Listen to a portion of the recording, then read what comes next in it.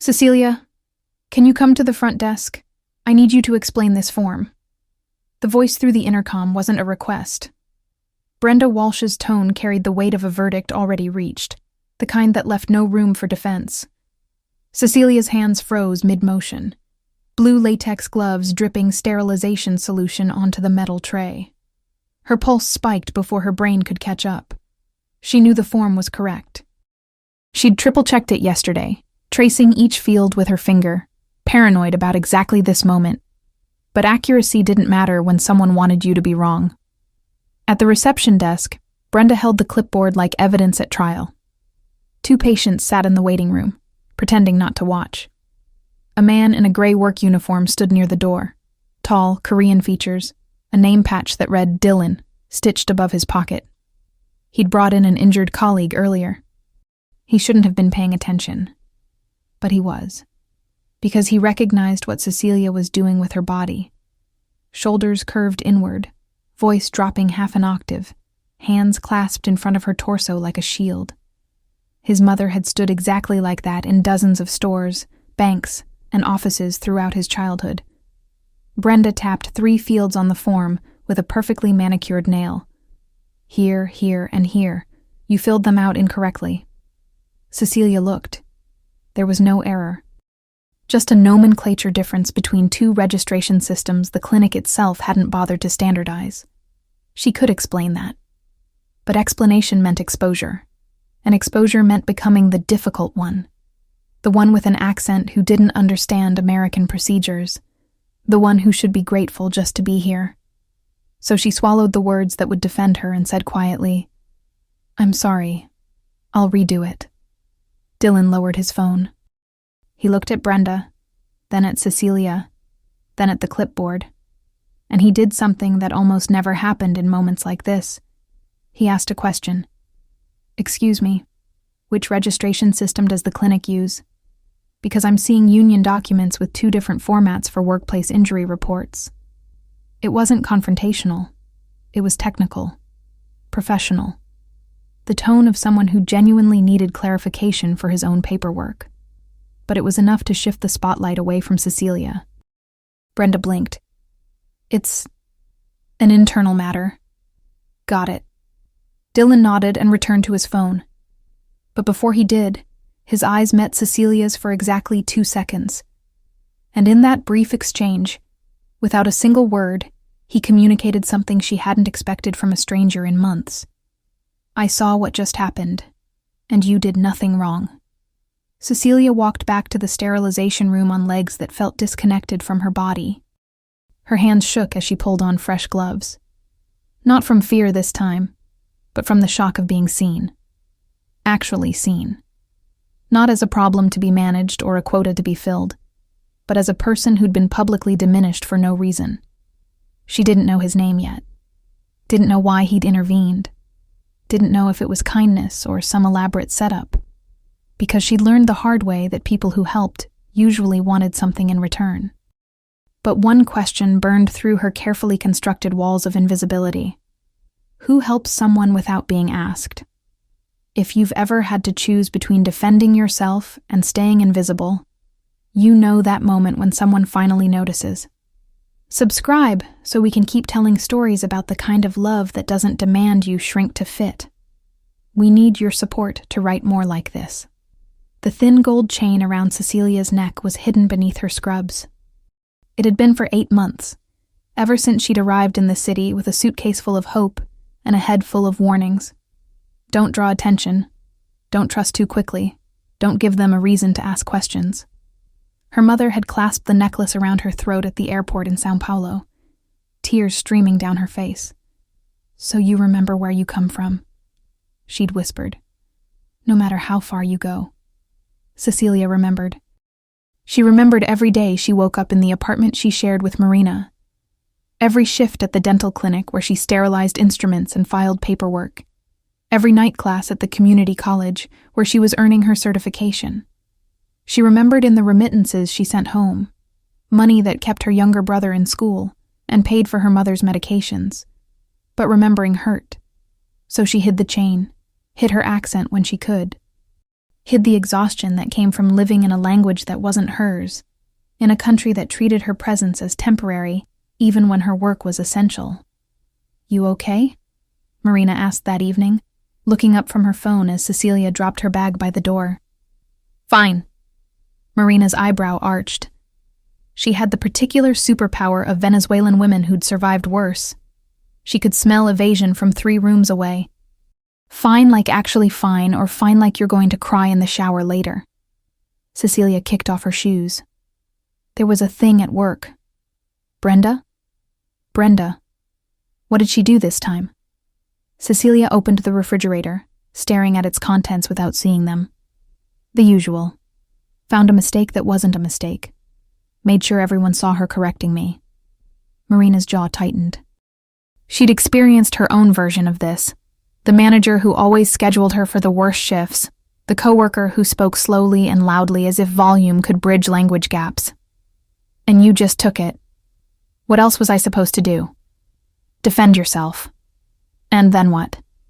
Cecilia turned, and the exhaustion in her voice made Marina's expression soften. Then I'm the angry immigrant who can't take feedback. Then I'm difficult. Then I'm the one who doesn't fit. Cece, someone did, though. The words came out before Cecilia could stop them.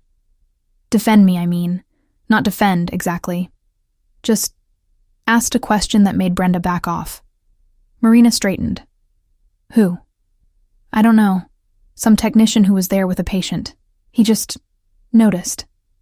Noticed what? That she was wrong. Cecilia closed the refrigerator. That I wasn't. Marina studied her friend's face, reading the confusion there. And that scares you. It wasn't a question. Cecilia didn't bother denying it. Because Marina was right. The man's intervention had cracked something open inside her. Some small, desperate part that still believed the world could be fair. And that was dangerous. That was the part of her that had almost fallen for the document scam 6 months ago. The one that had promised legal status for a fee.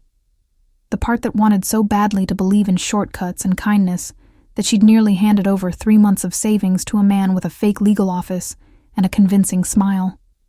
She'd caught it just in time. Looked up the address and found an empty storefront. But the shame of almost falling for it, the terror of what could have happened, that stayed with her. Made her question every interaction, every unexpected gesture. Made her afraid to be seen, because being seen meant being vulnerable. And vulnerable meant weak. And weak meant everyone back home depending on someone who couldn't even protect herself. The gold chain pressed against her collarbone, hidden and safe beneath layers of fabric, just like her. Dylan Park knew the building well. He'd serviced its elevators for 3 years, knew which cables were original and which had been replaced, knew the super's coffee preferences, and the names of half the maintenance staff. What he didn't know was why he couldn't stop thinking about the woman from the dental clinic.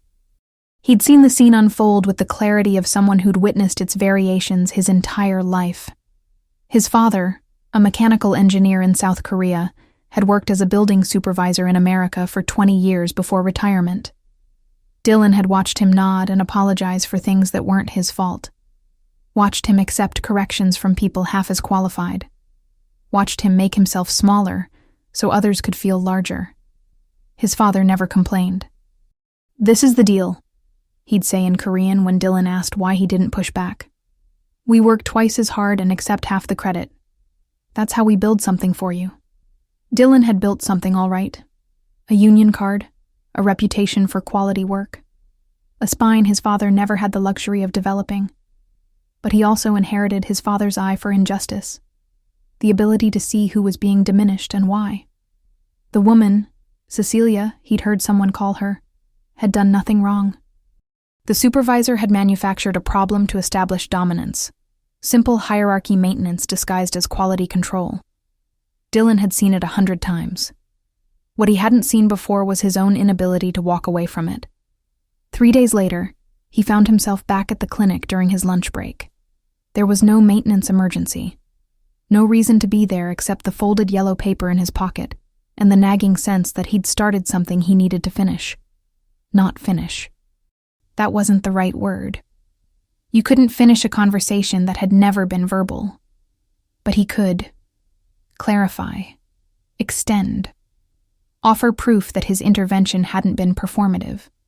He left the note at the reception desk with a younger staff member, someone whose badge read Jessica, and whose smile suggested she wouldn't interrogate his motives. The note was simple. There's a coffee shop 2 blocks north that makes decent espresso and stays open late. If you want to stop by before your evening class sometime, I'll be there Thursday around 6. No pressure. Just offering. Dylan. Elevator guy from Tuesday. He didn't leave his number. Didn't ask for hers. Just placed the possibility on the table and walked away, hoping that restraint would communicate safety. Cecilia held the yellow paper like it might dissolve in her hands. She'd read it 4 times in the clinic bathroom, analyzing each word for hidden meanings, for the catch she knew had to be there. "What does he want?" she asked Marina that night. "Coffee, apparently. Nobody offers coffee for no reason." Marina looked up from her laptop. "Maybe he likes you. He doesn't know me. So let him get to know you. That's generally how it works." Cecilia shook her head. "I can't afford distractions right now. I have the certification exam in 3 months. I need to pick up extra shifts to cover Mama's medication increase and you're terrified," Marina interrupted gently. "Which I get. After that scam, after everything with Brenda, I understand why you don't trust people. But Cece, you can't live like this forever. Hiding from everyone isn't survival. It's just slow suffocation." The words landed hard, because they were true. Cecilia touched the chain beneath her shirt, feeling its reassuring weight. "What if he's like the others?" she whispered. "What if he wants something I can't give? Then you walk away. But what if he doesn't? What if he's just a decent guy who saw something unfair and wants to make sure you're okay? People like that don't exist. Your evidence for that theory is literally a note from someone who seems like that." Cecilia laughed despite herself. Marina had a way of puncturing her catastrophic thinking with simple logic. "You're annoying. I'm right. Go have coffee. If he's terrible, you never have to see him again. If he's not..." Marina shrugged. "Maybe you'll have 1 hour in your week that doesn't feel like survival." Thursday evening, Cecilia stood outside the coffee shop for a full 3 minutes before going in. Through the window, she could see him, Dylan, the elevator man, sitting at a corner table with a book.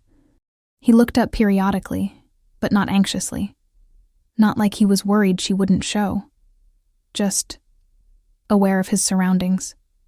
When she finally entered, his face broke into a smile that seemed genuinely pleased rather than triumphant.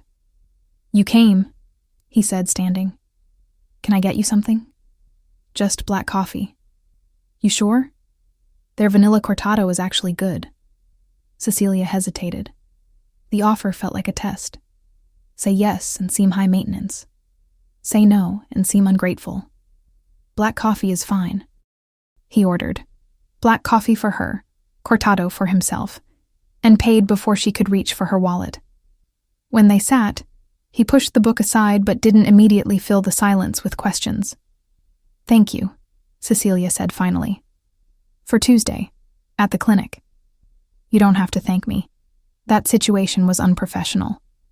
"Still, you didn't have to say anything." Dylan shrugged.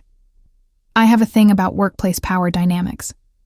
Probably from watching my dad get pushed around for 20 years. He said it casually, not like a revelation, just a fact. He never stood up for himself. Figured if I couldn't fix it for him, I could at least not look away when it happens to other people." Cecilia studied him over the rim of her cup. "That's why you asked about the registration system. That, and I actually do deal with those forms for workplace injuries. The clinic really does use 2 different systems." He grinned. "I wasn't completely making it up." Something in her chest loosened slightly. "Your supervisor didn't like it." "Brenda?" "Yeah, she seems like the type who doesn't like questions." He paused. "Does she do that often?" Cecilia's guard snapped back up. I don't want to talk about work. Okay. What do you want to talk about? The question was so straightforward it startled her. I don't know. Tell me about your certification program. So she did. Carefully at first.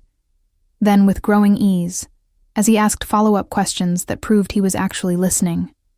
He didn't ask where she was from, didn't comment on her accent, didn't probe into her immigration status or her family. He just listened, like her education mattered, like she mattered. When she checked her phone and realized 40 minutes had passed, she felt genuine surprise.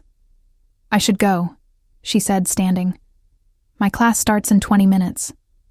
Can I walk you? It's only 3 blocks. I know, still asking. Cecilia hesitated, then nodded. They walked in comfortable silence until she reached the community college entrance. Thank you for the coffee, she said. Thank you for coming. Dylan shifted his weight, hands in his pockets. If you ever want to do this again, I'm usually here Thursdays. No pressure? No pressure. Cecilia walked into the building, glancing back once to see him still standing there, watching to make sure she got in safely. Not hovering, not demanding, just present. For the first time in months, she went to class without the weight of the day crushing her shoulders. 2 weeks passed. Cecilia went to Thursday coffee twice more. Each time, Dylan asked about her studies, her thoughts on a documentary he'd watched, her opinion on the best late-night food in the neighborhood. Never about her papers, her family, her plans. He offered information about himself freely, his union work, his parents' grocery store in Queens, his frustration with gentrification, but never demanded reciprocation. It was disorienting, like learning to walk on ground that didn't shift beneath her feet. Then the text message arrived. Ms. Ramos, we have been trying to reach you regarding your immigration status. There is a matter requiring immediate attention. Please contact our office within 48 hours to avoid complications. For assistance, reply with your case number. Cecilia's vision tunneled. The phone shook in her hand as her brain supplied every worst-case scenario. Deportation, investigation, fraud charges from the previous scam attempt. It didn't matter that she'd never given them money. They had her information. They had her phone number. They could destroy everything. She called in sick to work for 3 days. Couldn't eat, couldn't sleep.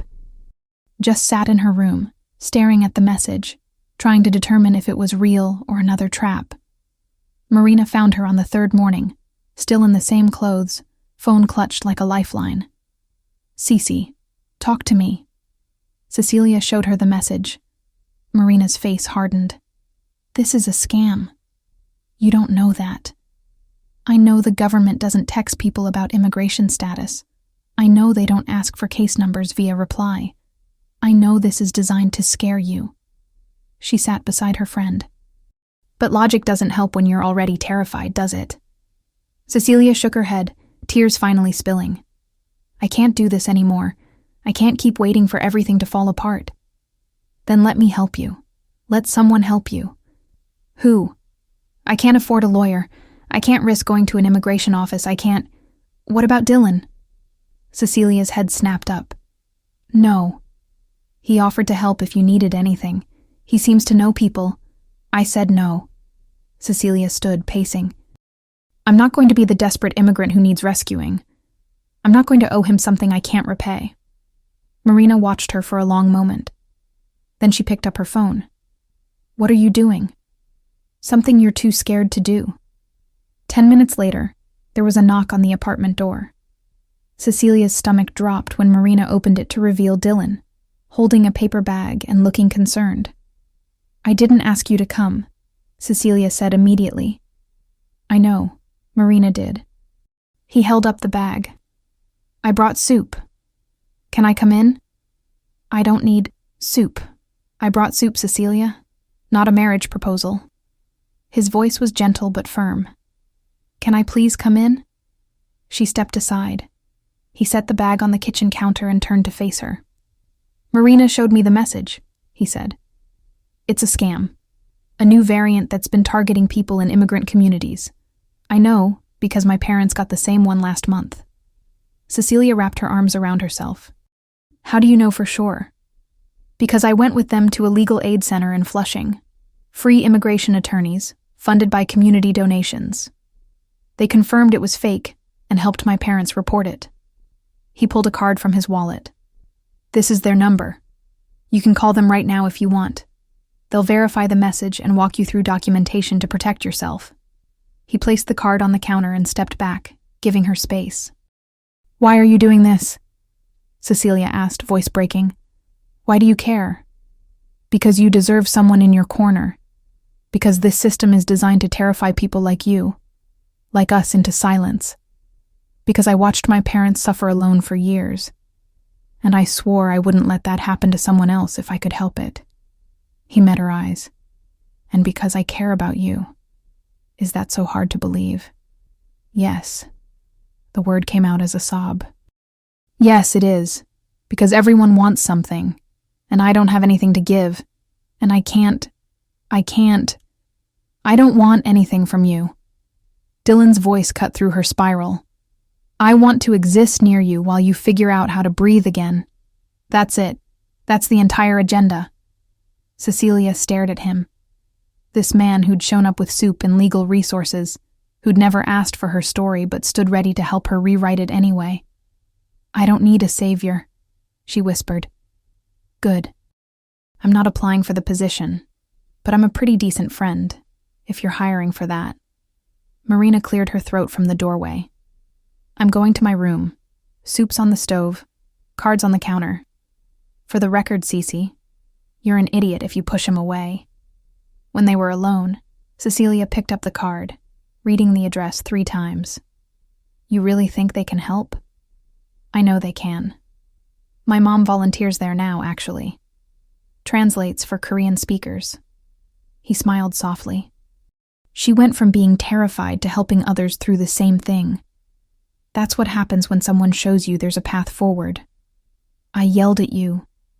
You were scared. I'm still scared. I know, but maybe slightly less scared with backup. Cecilia looked at the card, then at Dylan, then at the cooling soup. Slowly, she nodded. Okay, she said. Help me make the call. The Legal Aid Center confirmed the message was a scam within 5 minutes of their call. The attorney, a patient woman named Grace, walked Cecilia through documentation procedures, explained how to report the attempt, and offered her a pamphlet on recognizing immigration fraud. You're not the first person to receive this variant, Grace said gently. And you won't be the last. But you did the right thing by not responding. Your status is not in question. You're safe. When Cecilia hung up, she sat in silence for a full minute. Then she stood abruptly, crossing to where Dylan sat at the kitchen table. I need you to leave, she said. He blinked. Okay. You didn't do anything wrong. That's the problem. Her voice was tight. You did everything right, and now I owe you. And I can't. I don't. Cecilia, don't. Please don't tell me I don't owe you anything, because that's not how it works. You came here, you fixed my problem, and now there's this debt, this expectation, and I can't carry that on top of everything else. Dylan stood slowly. You're right. She'd expected an argument, reassurance. Agreement threw her off balance. What? You're right. I overstepped. He moved toward the door, then paused. But for the record, you don't owe me anything. I did what I would have done for a stranger on the street. Except you're not a stranger anymore. And I'd like to think that means I can show up when you're in crisis without it creating a ledger. That's not how the world works. Maybe not, but it's how I work. He opened the door, then turned back. Call Grace back if you need anything else. The soup's vegetable barley, it reheats well. And I'll be at the coffee shop Thursday if you want to yell at me in person. He left before she could respond. Marina emerged from her room 2 minutes later. You're an idiot. He'll expect things now. He expects you to reheat soup. What a monster. Marina shook her head. You're so scared of owing people that you're willing to push away someone who actually gives a damn about you. You know what that makes you? Careful. Lonely. It makes you lonely, Cece. Marina's voice softened. I know you got burned. I know trusting people feels like handing them a knife. But at some point, you have to decide if you're going to live here or just survive here. Because survival isn't living. Cecilia sank into a chair. The gold chain around her neck suddenly felt too tight, a reminder of home, of the version of herself who'd left Brazil believing in fresh starts and fair chances. That version felt very far away. Cecilia didn't go to coffee the following Thursday, or the one after that. She threw herself into work and studying, picking up extra weekend shifts to avoid the thoughts that came in quiet moments. Brenda seemed to sense her vulnerability. The corrections became more frequent, more public. Wrong supply ordering, improper sterilization technique, dress code violations for shoes that were identical to everyone else's. You seem distracted, Brenda said one afternoon, loud enough for the full staff to hear. Is everything okay at home? It was a trap disguised as concern. Admitting distraction meant admitting weakness. Denying it meant seeming defensive. Cecilia chose the third option. Silence. I asked you a question. Everything's fine. I'll be more careful. See that you are. We can't afford mistakes in a medical environment. Jessica, the younger receptionist, caught Cecilia in the break room later. She's out of line. You know that, right? It doesn't matter what I know. It should. You're the best sterilization tech we have. Dr. Kim said so last week. Jessica lowered her voice. Brenda does this to everyone she thinks won't fight back. Last year it was Maria. Year before it was a guy named Jason. She pushes until someone breaks or quits. Why doesn't anyone report her? Because she's careful, never says anything explicitly racist or discriminatory, just creates a hostile environment through 1,000 small cuts. Jessica's jaw tightened. I'm sorry you're dealing with it. Cecilia appreciated the solidarity, even as she knew it wouldn't change anything. Jessica was white, young, tenured. Her support was genuine, but ultimately ornamental. The kind that felt good to offer, but cost nothing to give. That night, Marina made her sit down for dinner. Actual dinner, not granola bars eaten standing up. You're avoiding him, Marina said. I'm busy. You're scared. There's a difference. Cecilia pushed rice around her plate. What if he gets tired of waiting? What if I've already ruined it by pushing him away? Then you call him and apologize. Use your words like a grown-up. Marina's phone buzzed. She glanced at it, then at Cecilia. He texted me, by the way. Asked if you're okay. What did you say? That you're stubborn and terrified and dealing with a lot? He said to tell you the coffee shop still has Thursday espresso special, and he'll be there if you change your mind. Marina's expression softened. He also said no pressure, which I think we both know he means. Cecilia touched the chain beneath her shirt. I don't know how to do this. Do what? Let someone be kind without waiting for the cost. Maybe that's the point. Maybe you don't figure it out all at once. Maybe you just show up on Thursday and see what happens. She went Thursday.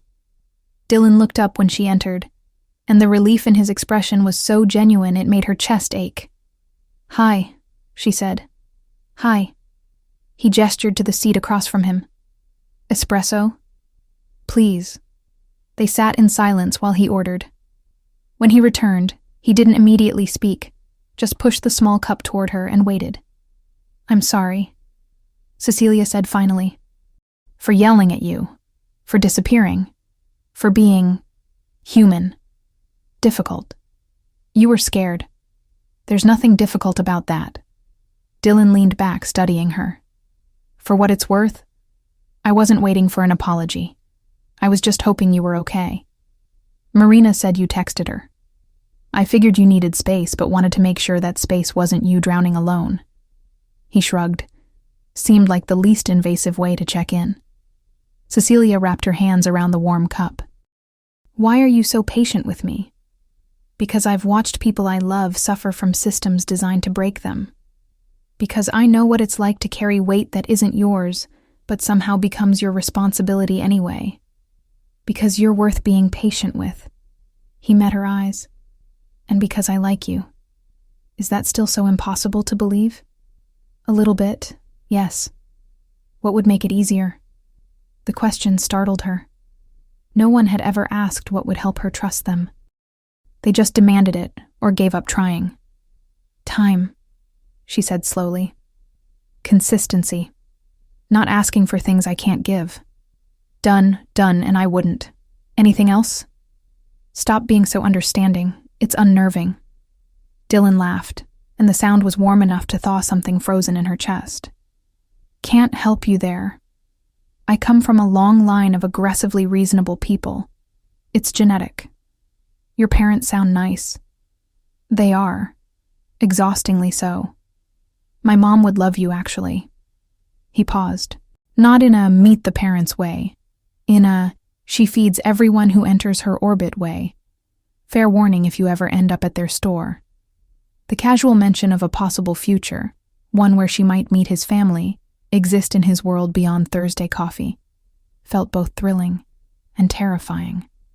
I don't know if I can be what you want, Cecilia admitted quietly. What do you think I want? I don't know. That's the problem. Dylan reached across the table, stopping just short of touching her hand. I want to buy you coffee on Thursdays. I want to hear about your certification exam prep. I want you to text me when something good happens, and maybe when something bad happens too. I want to exist in your life in whatever capacity feels safe. He pulled his hand back. That's the whole list. Nothing hidden. No fine print. Cecilia felt the tears coming before she could stop them. She brushed them away quickly, embarrassed. Sorry. I don't usually... Don't apologize for feeling things. That's allowed. It doesn't feel allowed. Then maybe that's something we work on. Together, if you want. She looked at him. Really looked at him. At the steady kindness in his eyes. The absence of impatience. The way he made space for her chaos without trying to fix it. And she realized Marina was right. She'd been so busy protecting herself from potential hurt that she'd nearly missed someone who had no intention of hurting her. Together sounds terrifying, she said. Yeah. But maybe less terrifying than alone? Cecilia smiled despite herself. Maybe. They talked until the coffee shop started closing, about everything and nothing. When they finally left, Dylan walked her to the community college like always. But this time, when she reached the door, she turned back. Thank you, she said, for not giving up. Thank you for coming back. She went to class feeling lighter than she had in weeks. 3 weeks passed. Thursday coffee became a ritual, then expanded to Sunday afternoon walks in Prospect Park. Dylan was exactly what he'd promised, present without pressure, interested without interrogation. He showed up consistently, predictably, in a way that slowly convinced Cecilia his kindness wasn't an act. But habits formed in survival don't break easily. When Dylan invited her to a union picnic, she said yes, then panicked for 3 days. Too many strangers. Too many potential questions about her background, her status, her place in his life. What if his friends didn't like her? What if they saw through her carefully constructed composure to the terrified woman beneath? The morning of the picnic, she texted him. Something came up. Can't make it. Sorry. His response came 30 seconds later.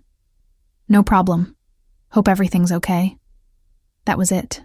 No guilt trip, no demands for explanation. Just understanding. Which somehow made it worse. Marina found her sitting on the floor of her room, phone in hand, fighting tears. What happened? I canceled on Dylan. Why? Because I can't. The words tangled in her throat. What if I go and everyone sees how broken I am? What if they treat me like Brenda does, like I'm something to be managed and corrected? What if I embarrass him? Marina sat beside her. What if they're perfectly nice and you have a good time? That's not how it works for people like us. People like us. Marina's voice was sharp. You mean immigrants? Brown women? People who've been kicked enough times that we expect it from everyone? Cecilia nodded miserably. Okay, let me tell you something. Marina took her friend's hand. I get it. I really do. When I first got here, I saw every invitation as a potential trap, every smile as a prelude to cruelty. And you know what that got me? 2 years of being completely alone. Until I met you, and you were just as scared as I was, and we figured out how to be scared together, which was better, but still limited. She squeezed Cecilia's hand. But Dylan isn't asking you to stop being scared. He's asking you to be scared next to him, in front of his friends, at a stupid picnic with probably mediocre potato salad. And maybe that doesn't go well. Maybe it's awkward and uncomfortable. But maybe it's nice. And you deserve nice, Cece. You deserve people who see you on your bad days and don't run. What if I'm too broken for that? Then you're too broken for me, too. And we both know that's not true. Cecilia looked at her friend, her brave, fierce friend, who'd been through her own hell and somehow still believed in human decency. When did you get so wise? I've always been wise. You just don't listen. Marina stood, pulling Cecilia up with her. Now fix your face, put on something cute, and go to that picnic. Text me if you need an escape plan. I'll fake a family emergency. You're the best friend I've ever had. I know. You owe me for life. Cecilia arrived at the park 2 hours late, clutching a store-bought pie like a shield. Dylan spotted her immediately, and the smile that broke across his face told her everything she needed to know about whether her lateness mattered. You made it, he said, walking over. I almost didn't. But you did. That's what counts. He gestured to a group sitting on blankets nearby. Want to meet some people, or do you need a minute? The fact that he asked, that he gave her the choice, made the decision easier. Let's meet people. His friends were union workers, teachers, a nurse, a social worker. They welcomed her easily, asking about her certification program, complimenting the pie, sharing stories about their own immigration experiences or their parents. No one asked about her papers. No one treated her like an outsider. She was just Dylan's friend Cecilia, who was studying to become a dental hygienist. When someone mentioned Brazil, another woman lit up. My best friend is from São Paulo. Do you know it? And just like that, Cecilia was talking about her city, her neighborhood, the food she missed. Dylan listened from beside her, not hovering, just present. When she caught his eye, he smiled. A small private smile that said, I knew you'd be okay. Later, as the sun set and people started packing up, Dylan walked her to the subway station. Thank you for coming, he said. I know it wasn't easy. Thank you for not being weird about me being late. Why would I be weird? You showed up. That took guts. He paused at the top of the stairs. For what it's worth, everyone loved you. Marcus said you're too good for me, which is objectively true, but rude to say out loud. Cecilia laughed. Your friends are nice. They're not saints, but they're good people who understand that everyone's fighting battles we can't see. He touched her arm lightly. You don't have to fight yours alone anymore. Not if you don't want to. Standing there in the dying light, Cecilia realized she'd been waiting for him to disappoint her, to prove that his kindness had limits. But he just kept showing up, kept making space, kept being exactly who he said he was. I'm really glad I met you, she said quietly. Yeah? His smile was soft. I'm really glad you finally believe me when I say the same thing. She went home and texted Marina. The potato salad was actually pretty good. Marina's response was immediate. Told you so. Now stop running from good things. Easier said than done. But for the first time, Cecilia thought maybe she could try. 2 weeks later, the fragile peace shattered. Cecilia arrived at work to find Brenda waiting at the sterilization room door, arms crossed, expression grim. We need to talk, Brenda said. Ice flooded Cecilia's veins. Is something wrong? Someone reported missing supplies, sterilization pouches specifically. You're the primary person with access to that inventory. The accusation hung in the air like poison. Around them, other staff members slowed, pretending not to listen. I didn't take anything, Cecilia said carefully. Then you won't mind if we check your bag. It wasn't a question. Brenda was already reaching for Cecilia's backpack before she could respond. Every instinct screamed to refuse, to assert her rights, to call this what it was. Harassment disguised as protocol. But those instincts belonged to someone with leverage. Someone who could afford to make waves. Cecilia was not that someone. Here, she said quietly, handing over her bag. Brenda dumped the contents onto the break room table in front of gathering witnesses. Textbooks, worn wallet, refillable water bottle, half-eaten granola bar, nothing remotely resembling medical supplies. Satisfied? Cecilia asked, voice shaking. Brenda's jaw tightened. She'd clearly expected to find something, to justify her suspicion, to make an example. The absence of evidence made her look petty, which meant Cecilia would pay for that humiliation later. I'll be monitoring your inventory logs more closely, Brenda said. Mistakes happen, but we need to maintain accountability. She walked away, leaving Cecilia standing amid the scattered contents of her life, exposed and vulnerable in front of her co-workers.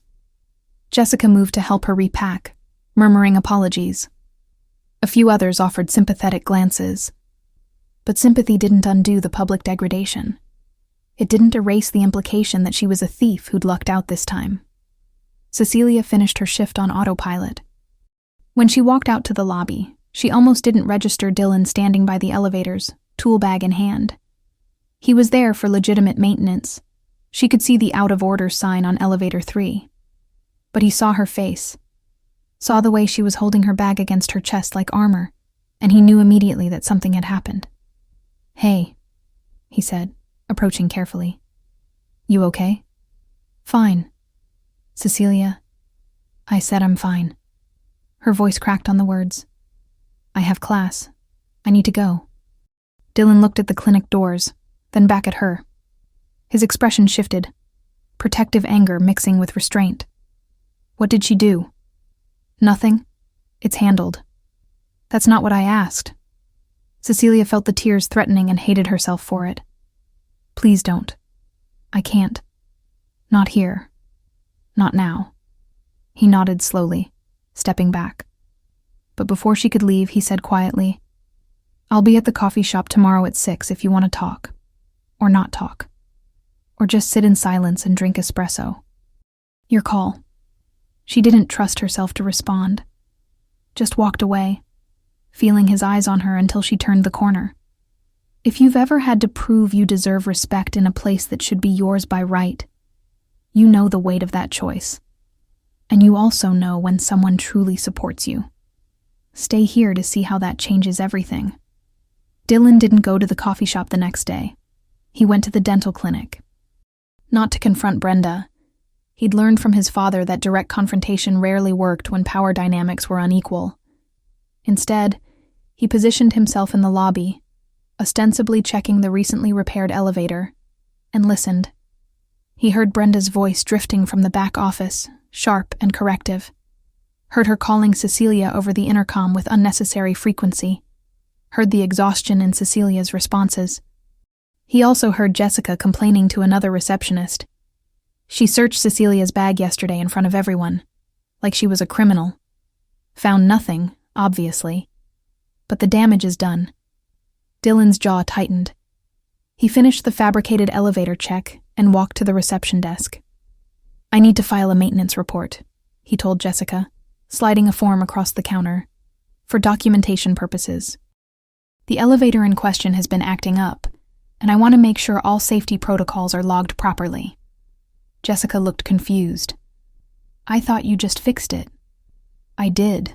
This is about establishing a paper trail for future reference. Union policy.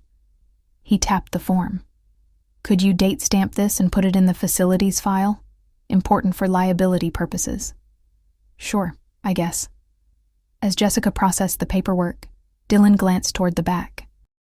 Cecilia was visible through the sterilization room window, head down, working methodically. She looked small, exhausted, like someone trying to become invisible again. He wanted to go to her, wanted to tell her she didn't deserve this, that Brenda's behavior was actionable, that there were paths forward. But he also knew she'd told him not to interfere, that she needed agency over her own situation. So he didn't. Instead, he made sure the paperwork was filed, establishing his presence as a regular contractor with legitimate access to the building, creating a pattern of visibility that would make future interventions seem routine rather than personal, building a foundation of documentation that might matter later. It wasn't heroic. It wasn't even particularly satisfying, but it was strategic. And sometimes strategy mattered more than gestures. When he left, he sent Cecilia a single text. "I'm here if you need me, but I trust you to handle this however you think is best. You're stronger than you know." She didn't respond. But 3 hours later, when her shift ended, she appeared at the coffee shop. Dylan looked up from his book, unsurprised. He'd ordered her espresso 10 minutes earlier, timed perfectly so it would still be hot. She sat down without speaking, picked up the cup, took a sip, set it down, then, finally, looked at him. "She accused me of stealing," Cecilia said. "Searched my bag in front of everyone. I heard. You were there?" "I was fixing an elevator. Heard Jessica talking about it." He kept his voice neutral. "What are you going to do?" The question, not, "What can I do?" but, "What are you going to do?" shifted something in Cecilia's expression, like he was handing her power instead of trying to wield it for her. "I don't know," she admitted. "If I report her, it becomes a thing. HR gets involved, there's an investigation, and suddenly I'm the difficult immigrant making trouble. If I don't report her, she wins. Those aren't your only options. What else is there?" Dylan leaned forward. "You document everything. Every public correction, every unusual request, every time she treats you differently than other staff. You keep copies of your inventory logs showing perfect accuracy. You get witness statements from people like Jessica who see what's happening. You build a case so airtight that when, not if, when, you decide to escalate, there's no room for interpretation. That could take weeks, months. Yes, but it would be definitive, and you'd control the timeline." Cecilia traced the rim of her cup. "Why aren't you offering to fix this for me?" "Because you didn't ask me to, and because you're capable of handling it yourself. You just need to know you're not crazy for thinking this is wrong." "I'm not crazy?" "You're not crazy. Brenda's targeting you because she's insecure and you're an easy mark. Immigrant, younger, less institutional power. It's textbook workplace harassment with a racial undertone she's smart enough not to make explicit." He pulled out his phone, typed something, and showed her the screen. "This is the EEOC website, and this is a template for documenting workplace discrimination. Both free, both accessible from your phone." Cecilia stared at the screen, then at him.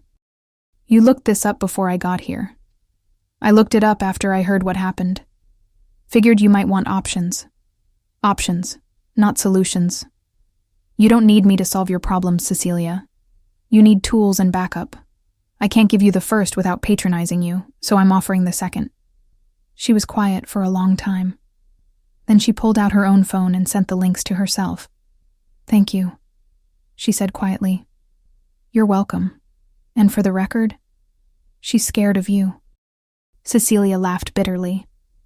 "Of me? I'm the one hiding in sterilization rooms.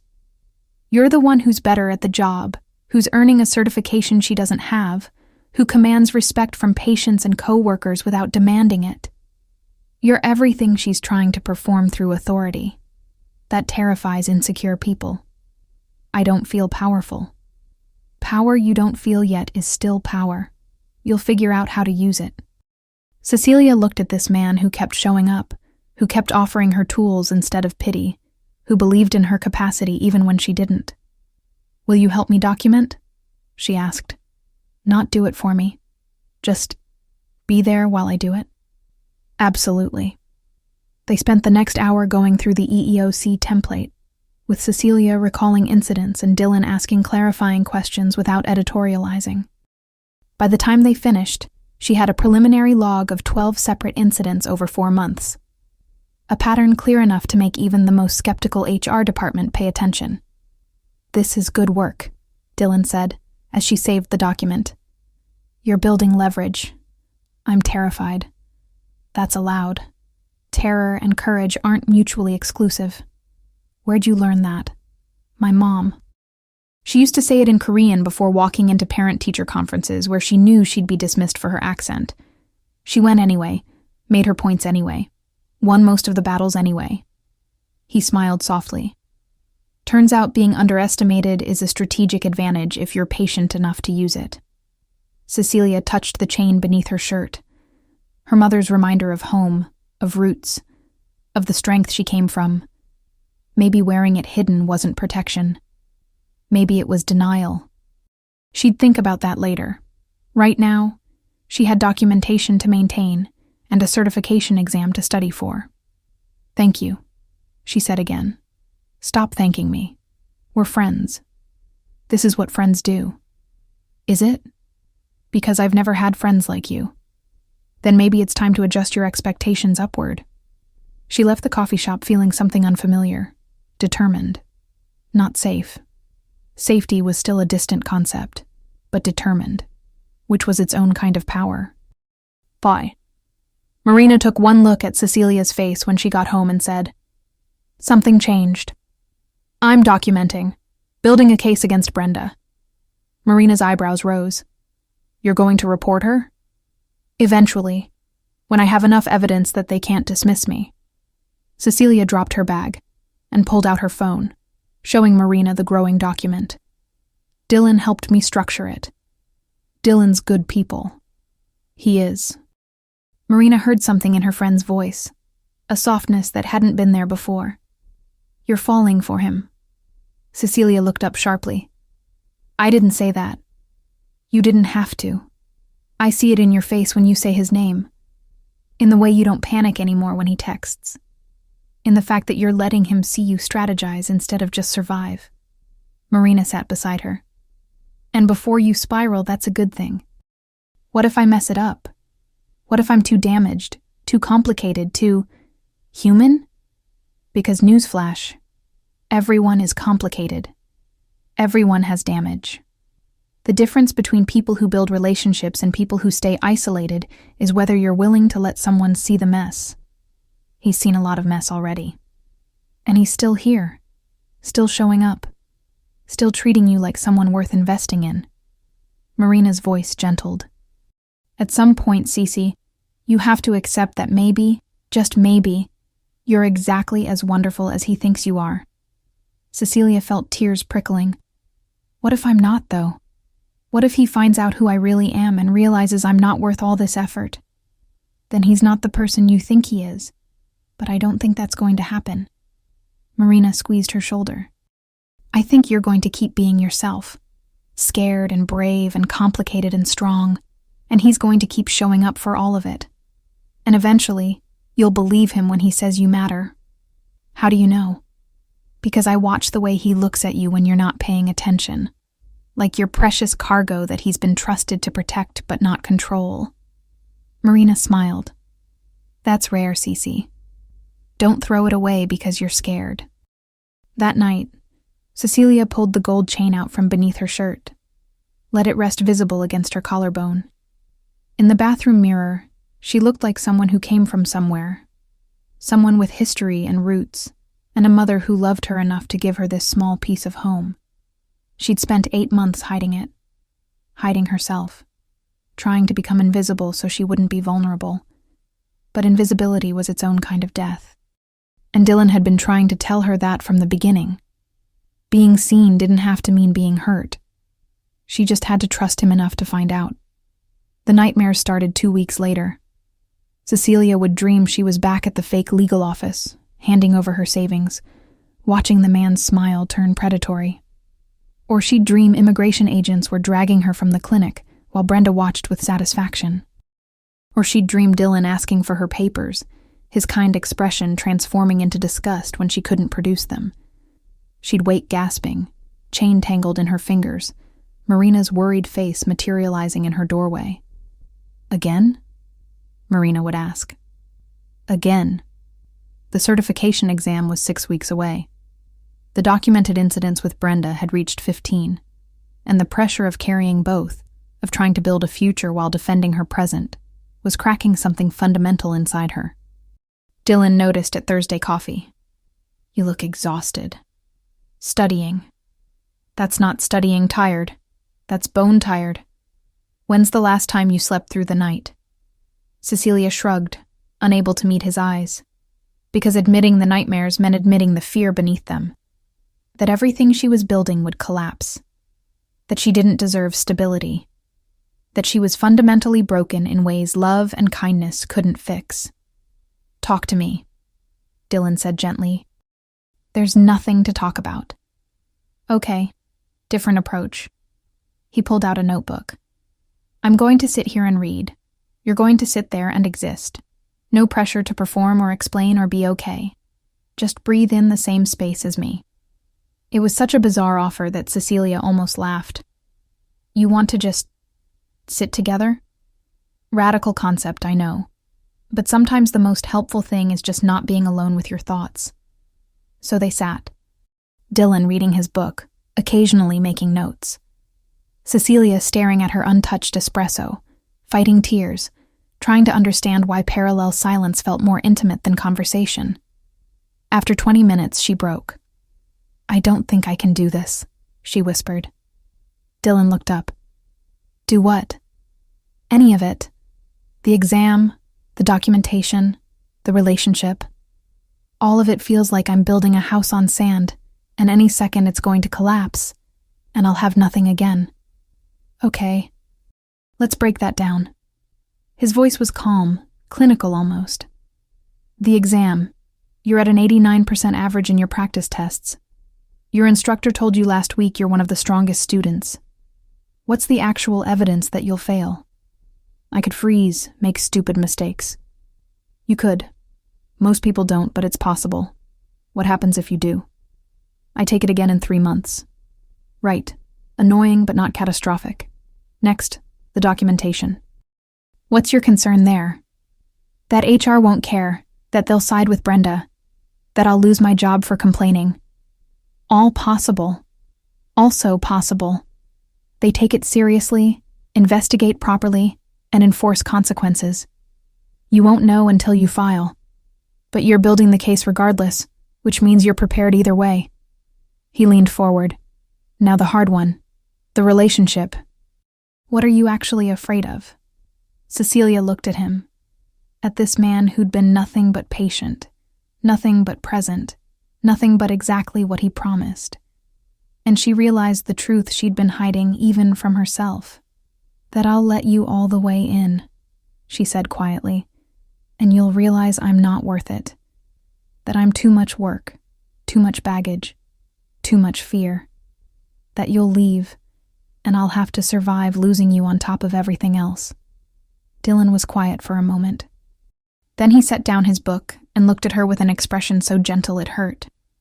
Cecilia, I'm going to say this once, and I need you to really hear me, okay? She nodded, throat tight. I didn't show up for the version of you that has it all together. I showed up for the real you, the one who's terrified and brave and working 3 times harder than anyone should have to. The one who wakes up from nightmares and still goes to class.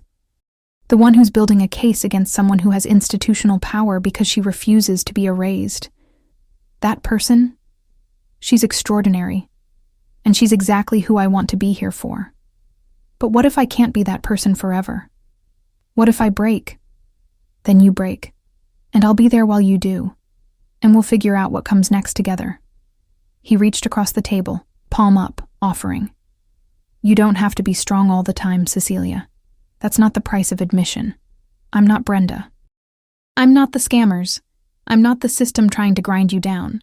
I'm just Dylan, a guy who thinks you're remarkable and wants to be part of your life in whatever capacity you'll allow." Cecilia stared at his offered hand. At the calluses from manual labor, the steadiness of his presence, the complete absence of conditions. And she took it. The moment their fingers intertwined, something inside her released. Not fixed, not healed, but loosened. Like maybe she didn't have to carry everything alone. Maybe partnership wasn't a trap. Maybe being seen could be safe if you chose carefully who was looking. "I'm really scared," she whispered. "I know, but you don't have to be scared alone anymore." They sat there, hands linked across a coffee shop table, while the world continued around them. It wasn't a dramatic moment, wasn't a kiss or a declaration, just two people choosing each other in the quietest, most profound way possible. "I need to tell you something," Cecilia said finally. "Okay." She pulled the chain out from beneath her shirt, letting it rest visible for the first time. "My mother gave me this before I left Brazil. I've been hiding it because I thought if people saw it, they'd ask questions I couldn't answer. Questions about why I'm here, how long I'm staying, whether I belong." She met his eyes. "But hiding it means hiding part of who I am. And I'm tired of hiding." Dylan studied the delicate gold links, the small cross pendant. "It's beautiful. It's home, or a piece of it anyway. Then I'm glad you're letting me see it. I'm letting you see a lot lately." "Yeah, thank you for that." Cecilia squeezed his hand. "Thank you for making it feel safe." They stayed until closing, talking about everything and nothing, hands linked the entire time. When Dylan walked her to the community college, she didn't drop his hand. Let herself be seen choosing him. Let herself be visible in her connection. At the door, he touched her cheek gently. "I'm proud of you." "For what?" "For not running. For trusting me with your fear. For showing up even when it's hard. You make it easier." "Good. That's the entire point." She went to class feeling lighter than she had in weeks. Not because the problems had disappeared, but because she finally believed she didn't have to face them alone. The email arrived on a Tuesday morning. Mandatory meeting scheduled for Thursday, 9 a.m., HR conference room. Attendance required. Professional conduct review. Cecilia's hands shook as she read it. She forwarded it immediately to Dylan, then Marina, then stared at her phone waiting for responses that would tell her this wasn't catastrophic. Dylan called within 2 minutes. "I saw. Are you okay?" What does professional conduct review mean? It means they're investigating something. Could be your complaint if you filed it. Could be Brenda escalating. Could be standard protocol. His voice was steady, grounding. "What do you want to do?" "I don't know. I haven't even filed the formal complaint yet. I was waiting until after my exam." "Hey, breathe. We'll figure this out. Can you meet me after your shift?" They met at the coffee shop. Dylan had printed resources, employee rights, questions HR was legally required to answer, templates for requesting union representation even though the clinic wasn't unionized. "You go in prepared," he said. "You answer questions truthfully but don't volunteer extra information. You ask for documentation of everything discussed. And you remember that you've done nothing wrong. What if they fire me? Then we explore legal options for wrongful termination. But let's not catastrophize before we know what we're dealing with." Cecilia looked at the printed pages, at Dylan's careful preparation, at the evidence of someone taking her seriously. "Why are you doing all this?" "Because you matter. Because this matters. Because I refuse to watch you face this alone when I can help." He covered her hand with his. "You're not alone in this, Cecilia. Say it back to me. I'm not alone in this. Again. I'm not alone in this. Good. Now let's prep you for every possible scenario so you walk in there confident." They spent 3 hours role-playing the meeting. Dylan asked every uncomfortable question he could imagine, helped her craft responses that were honest but protected, reminded her that she had rights even when institutions made her feel powerless. By the time they finished, Cecilia felt marginally less terrified. Still scared, but armed, which was better than helpless. "I'll be outside the building Thursday morning," Dylan said as they parted. "You won't see me, but I'll be there. Text me when you go in and when you come out. Even if it's just an emoji. I just need to know you're okay. You don't have to." "I know. I want to." Thursday morning, Cecilia dressed carefully. Professional, but not apologetic. She wore the gold chain visible outside her shirt. A small act of defiance. Marina hugged her at the door. "You've got this. And if you don't, we'll figure out Plan B together." Cecilia arrived 15 minutes early, sat in the lobby, hands clasped to stop their shaking. Saw Dylan across the street through the window, leaning against a building with coffee, clearly visible if she needed to see him. The knowledge that he was there, that someone was keeping vigil, steadied her breathing. At 8:58, she texted him a thumbs up and walked into the conference room. Brenda was there. So was the clinic administrator, a woman named Patricia, who Cecilia had met exactly once during onboarding, and someone from an external HR consulting firm. "Thank you for coming, Cecilia," Patricia said. "Please sit." Cecilia sat, heart hammering. "We've received some concerning reports about inventory management and sterilization," Patricia continued, "and some additional concerns about workplace conduct. We wanted to speak with you directly to understand your perspective." "What concerns specifically?" Cecilia kept her voice level, remembering Dylan's coaching. Patricia glanced at Brenda. "There have been discrepancies in supply logs, and reports of interpersonal difficulties with supervisory staff. I'd like to see the documentation of the discrepancies," Cecilia said. "And I'd like clarification on what interpersonal difficulties means." The HR consultant spoke for the first time. "Ms. Ramos, we're trying to have an informal conversation to understand. With respect, if this meeting is about my professional conduct, I have a right to know what I'm being accused of. Specifically." Cecilia's voice didn't waver. "I've maintained perfect inventory logs for 6 months. If there are discrepancies, I need to see them to address them properly." Patricia and the consultant exchanged glances. Brenda's expression had gone stony. "The discrepancies appear to be clerical," Patricia admitted. "Different staff members using different logging systems. We're working to standardize procedures. So there's no actual missing inventory." "Not missing, exactly. Just inconsistently documented." "Then why am I here?" Cecilia asked. "If the issue is systemic documentation problems, shouldn't this be a staff-wide meeting about procedure changes?" The HR consultant cleared her throat. "There have also been reports that you've been difficult to supervise, resistant to feedback." "From whom?" Brenda finally spoke. "From me. I've had to correct your work multiple times, and your attitude has been defensive." Cecilia reached into her bag and pulled out her phone. She'd prepared for this. "I've documented every interaction we've had regarding my work performance over the past 4 months. 15 separate incidents where you've publicly corrected me for errors that weren't errors, or for violating policies that don't exist or aren't applied to other staff members." She opened the document.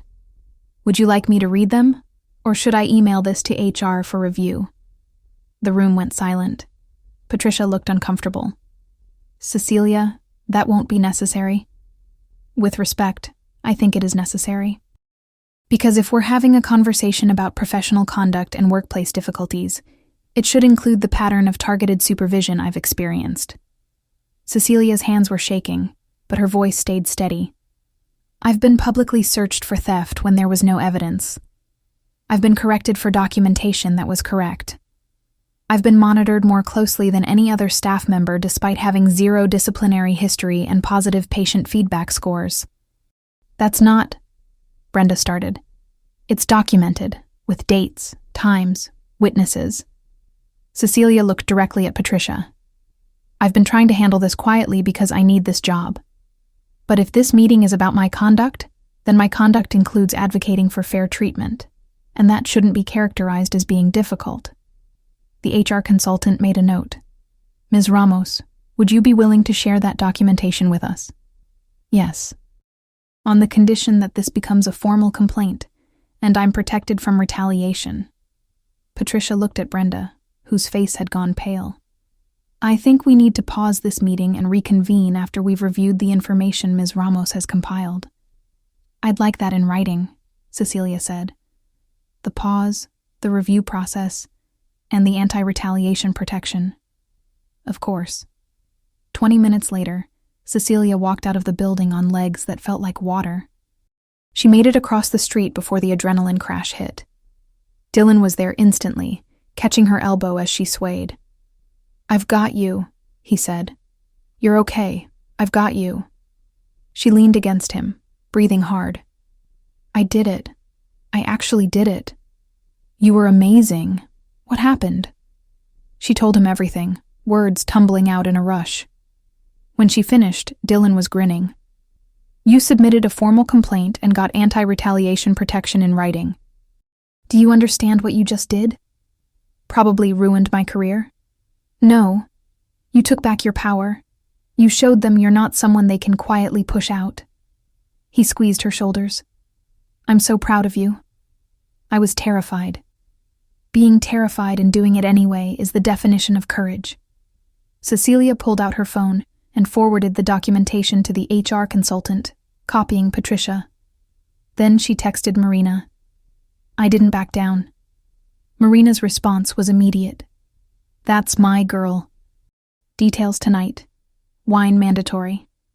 Dylan walked her to a nearby park, made her sit on a bench, and handed her the coffee he'd been holding. Drink. You need sugar and caffeine. She obeyed, hands still trembling. What happens now? Now they investigate. They'll interview other staff, review logs, probably put Brenda on administrative leave during the review. And you keep doing your job, studying for your exam and living your life. Just like that? Just like that. You lit the fuse. Now you let it burn. Cecilia looked at him, at this man who'd stood outside a building for 2 hours just to be there when she needed him, who'd spent his evening coaching her through worst-case scenarios, who believed she was strong enough to fight even when she didn't believe it herself. I couldn't have done that without you, she said quietly. Yes, you could have, but I'm glad you didn't have to. She kissed him then, soft and brief, but deliberate. When she pulled back, Dylan's eyes were warm. What was that for? For being exactly who you are, for never making me feel weak for being scared, for showing up. I'll always show up. I'm starting to believe that. The investigation took 3 weeks. During that time, Brenda was placed on temporary leave, and an interim supervisor named Marcus took over, one of Dylan's friends from the union picnic. He treated Cecilia with professional respect, asked her opinion on procedure changes, and made it clear that her input mattered. This is what normal feels like, Jessica said one afternoon. No one breathing down our necks, no random corrections, just doing the work. Other staff members started coming forward with their own stories. Maria, who'd left 2 years prior, sent an email to HR detailing similar treatment. Jason, the previous target, submitted a statement. A pattern emerged that was impossible to ignore. Cecilia focused on her exam prep, attending her classes, studying with renewed energy now that the constant weight of workplace harassment had lifted. Dylan kept showing up, Thursday coffee, Sunday walks, occasional weeknight dinners when her schedule allowed. How's studying? He asked one evening over Thai food. Good. Really good, actually. My practice test scores are in the mid-90s now. That's incredible. I can focus again, without the constant stress of wondering when Brenda would find something to criticize. She set down her fork. I didn't realize how much energy it took just to survive her. Harassment is exhausting. That's part of how it works. Wear people down until they quit or break. I almost did. Quit, I mean. If you hadn't, you would have figured it out. Dylan interrupted gently. Maybe not the same way. Maybe not as quickly. But you're resourceful. You would have found a path. Maybe. But I'm glad I found this one. 2 days before her exam, Patricia called her into the office. Cecilia's stomach clenched reflexively, but Patricia's expression was neutral rather than hostile. "The investigation is complete," Patricia said. "I want to thank you for your detailed documentation and your willingness to come forward. The findings support your complaint. Brenda Walsh's employment has been terminated, effective immediately."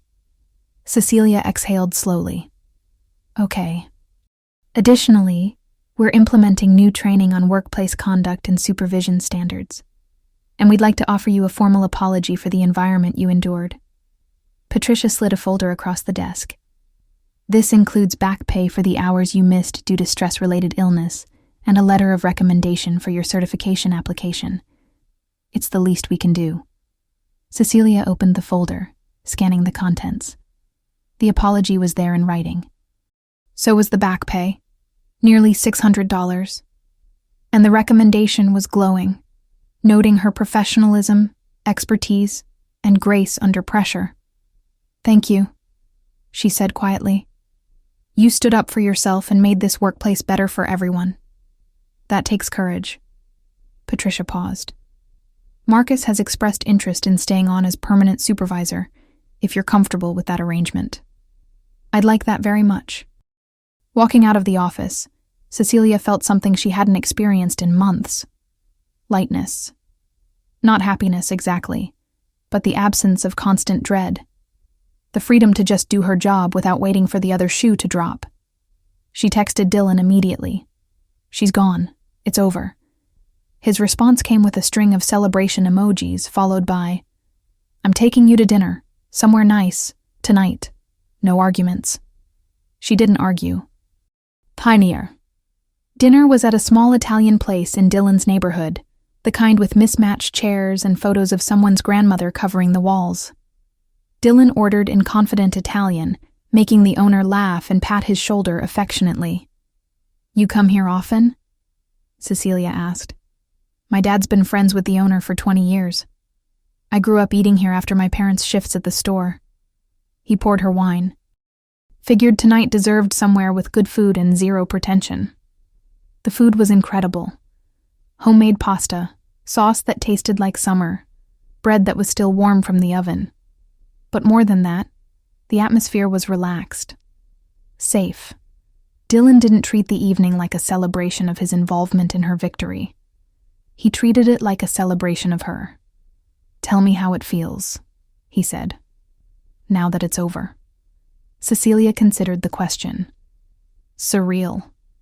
I keep waiting for someone to tell me there's been a mistake, that she's coming back. She's not coming back. You won. We won." "No." Dylan's voice was firm. "You won. I handed you tools. You're the one who had the courage to use them. That's all you." Cecilia touched the chain at her throat. Still visible, still there, still hers. "I've spent so long trying to be invisible, trying not to take up space or cause problems or be noticed. And then I had to do the opposite of everything I've trained myself to do. Be loud, demand attention, insist I mattered. How did that feel? Terrifying. But also," she searched for the word, "powerful. Like I was becoming someone I didn't know I could be. You were always that person. You just finally had a reason to let her out." They talked through dessert, tiramisu that Dylan insisted they share, feeding her bites with theatrical flair that made her laugh. The owner came by to congratulate Dylan on finally bringing someone special, which made him blush, and Cecilia's heart do something complicated. Walking home through the cool evening air, their hands found each other naturally. "Can I ask you something?" Cecilia said. "Always. Why did you wait so long to kiss me? After I kissed you that day outside the park, you didn't pursue it. Why?" Dylan was quiet for a moment. "Because I wanted to make sure you were choosing me, not clinging to me. You were in crisis mode for months. I didn't want to be the person you attached to because I was safe. I wanted to be the person you chose because you wanted me. There's a difference. That's very patient. I told you. Aggressively reasonable. It's genetic." Cecilia stopped walking, turning to face him. The streetlight cast shadows across his features, but his eyes were clear and warm. "I'm choosing you," she said. "Not because you're safe, though you are. Not because you helped me, though you did. But because when I think about my future, about building a life here, about becoming someone who takes up space and isn't afraid, I want you in it. If you want to be." Dylan cupped her face gently. "I very much want to be." When he kissed her, it wasn't urgent or desperate. It was sure, steady, the kind of kiss that felt like a promise rather than a question. "Come home with me," Cecilia said when they broke apart. "You sure?" "I'm sure." They took the subway to her apartment, fingers intertwined the entire way. Marina took one look at them when they walked in, grabbed her jacket, and announced she was spending the night at a friend's place. "Marina, you don't have to," Cecilia started. "I absolutely do. Have fun. Use protection. Don't do anything I wouldn't do, which leaves you a lot of options." She winked and left. Alone in the apartment, Cecilia felt suddenly nervous. Dylan seemed to sense it. "We can just talk," he said. "Or watch something. Or I can go home. Whatever you need. I need you to stop being so understanding and kiss me again." So he did. And it was better than the first time. Better than she'd imagined during the months of careful distance and slow building. It was present and real, and choosing each other with full awareness of what that meant. Later, tangled in her sheets with Dylan's arm around her waist, Cecilia felt something she'd almost forgotten. Contentment. "What are you thinking?" Dylan murmured against her shoulder. "That I'm glad I came to coffee that first time. That I'm glad I didn't run away." "Me too." "Dylan?" "Thank you for seeing me, the real me, and not being scared of her." He pressed a kiss to her temple. "There's nothing scary about you. Just someone who's been fighting to survive, pretending she isn't remarkable." Cecilia turned in his arms, meeting his eyes in the dim light. "I think I'm falling in love with you." "Yeah?" His smile was soft. "Good. Because I've been in love with you since the day you came back to the coffee shop after telling me to leave. When you decided I was worth the risk." "I'm a risk?" "You're terrifying. Beautiful, brilliant, brave, and absolutely terrifying. But in the best possible way."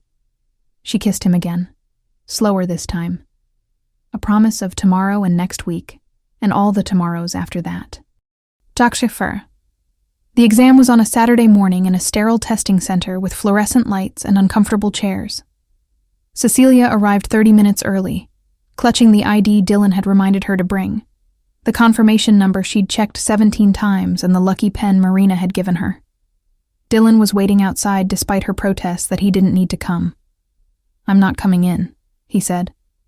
"I'm just making sure you get here safely. And I'll be at the coffee shop when you're done, whenever that is.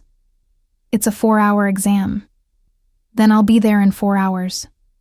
She kissed him quickly, tasting coffee and confidence, then went inside.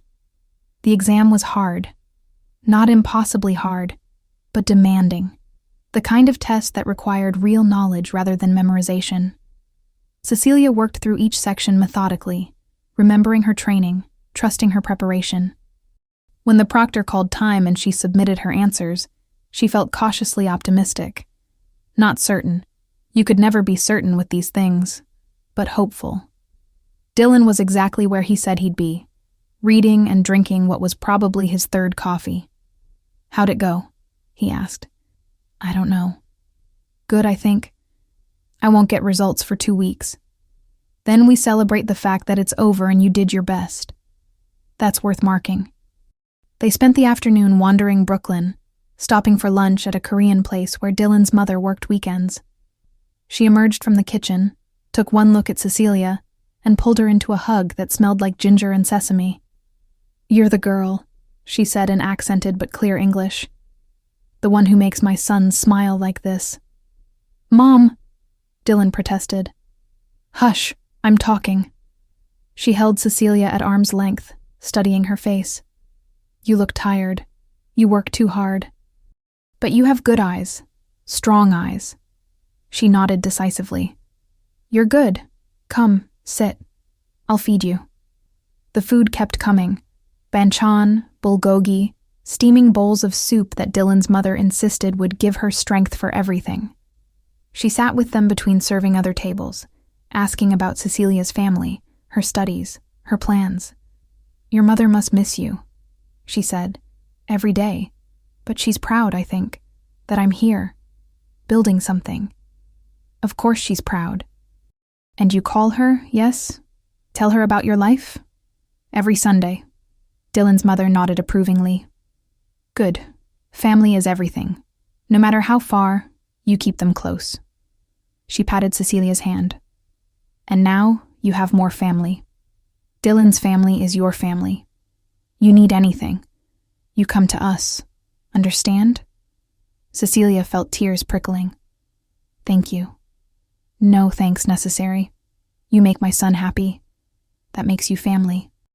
Walking home that evening, stuffed with food and feeling oddly emotional, Cecilia leaned into Dylan's side. Your mom is amazing, she said. She likes you. I can tell because she fed you approximately 7,000 calories. Is that how Korean mothers show affection? It's how mine does. Food is love in my family. He kissed the top of her head. Fair warning. Now that she's met you, you're stuck with us. She'll be calling to check on you, sending you care packages, guilt-tripping you if you don't visit enough. Sounds terrible, Cecilia said, smiling. The absolute worst. 2 weeks later, the results came. Passed. Cecilia stared at her phone screen, reading the email 3 times to make sure it was real. Then she screamed, startling Marina out of the shower. What happened? Are you okay? I passed the certification exam.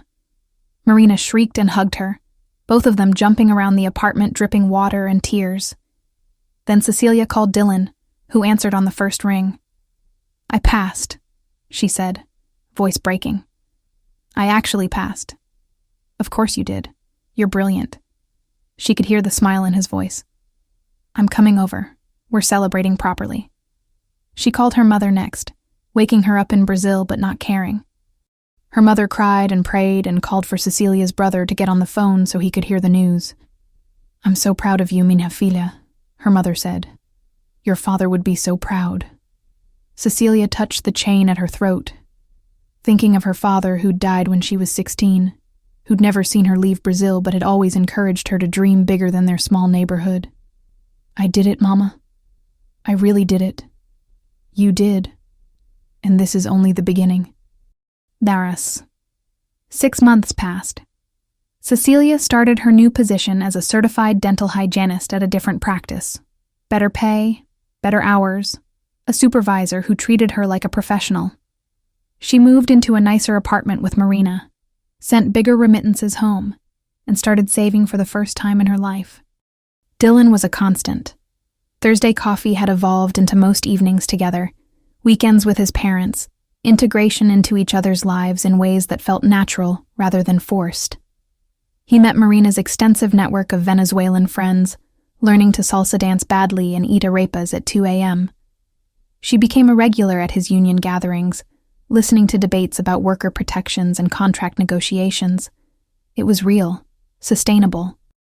The kind of relationship built on mutual respect rather than rescue fantasies. One Sunday afternoon, they were at the grocery store. A mundane, ordinary task that Cecilia had learned to love because it felt like building a shared life in the smallest ways. Dylan was debating between 2 types of pasta sauce when he said casually, "What do you think about getting married?" Cecilia looked up from the vegetables she was selecting. "What?" "Married. You and me. What do you think? You're proposing in the pasta aisle?" "I'm asking a question. The proposal comes later if the answer to the question is positive." He set down both jars and turned to face her fully. "I want to build a life with you. Official, legal, bound-together life. And I know marriage can be complicated for immigration purposes, so I want to make sure you know this isn't about papers. This is about us. about choosing each other permanently.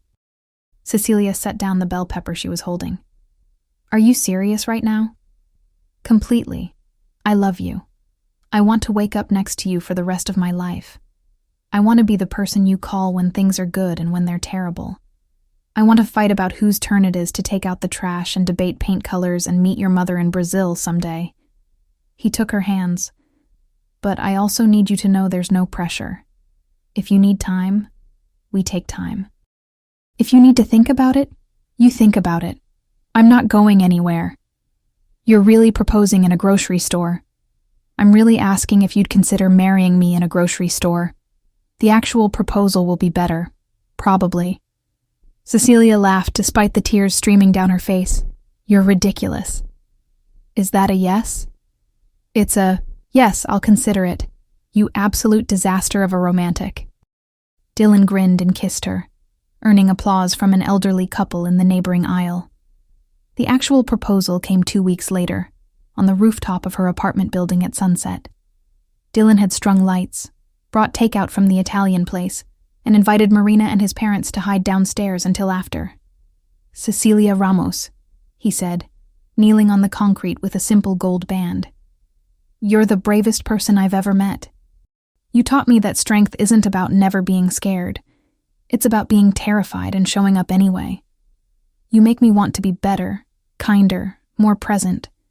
And I would be honored to spend my life proving that you never have to be invisible to be safe. Will you marry me? Cecilia pulled him up before answering, needing to see his face fully, to witness this moment as equals. Yes, she said. 1,000 times yes. The ring was perfect. Simple, elegant, exactly her style, without her having told him what that was. When she asked how he knew, he said Marina had provided extensive notes.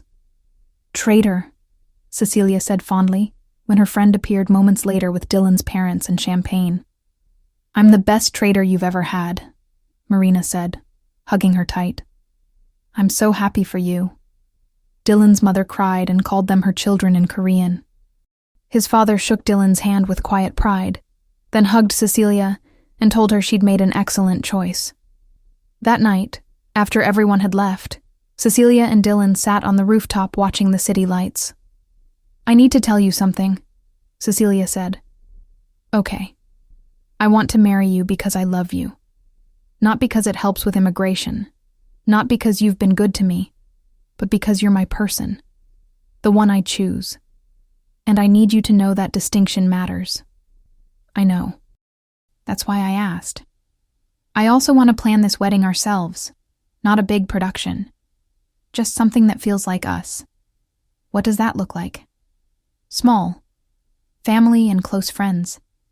Maybe in your parents' backyard or at a community space. Food from all our cultures. Your mom's bulgogi and Marina's arepas. And maybe we find someone who makes feijoada, like my mother's. She laced her fingers with his. Something that honors where we come from and where we're going. Together. That sounds perfect. Really? You don't want something bigger? Cecilia, I proposed to you in a grocery store. Does that seem like someone who needs a big production? He kissed her forehead. I want you. However you come. Whatever makes you feel most like yourself. That's all I've ever wanted. She leaned into him, feeling the solid warmth of his presence, the steady beat of his heart. I love you, she said. I love you too. Always have. Always will. Mentor Dean. They got married 4 months later in the community garden where Dylan's parents had first grown tomatoes when they arrived in America. His mother and Marina co-planned the food, creating a fusion feast that made people cry with joy. Cecilia's brother video-called from Brazil so their mother could watch the ceremony, her face filling Cecilia's phone screen with tears and pride. Cecilia wore a simple white dress, and her gold chain visible. Dylan wore a suit his father had given him, the one he'd worn to his own citizenship ceremony. The officiant was Grace, the legal aid attorney who'd helped Cecilia with the scam message, who'd since become a friend and mentor. Love that works, Grace said during the ceremony. Isn't about grand gestures or perfect moments.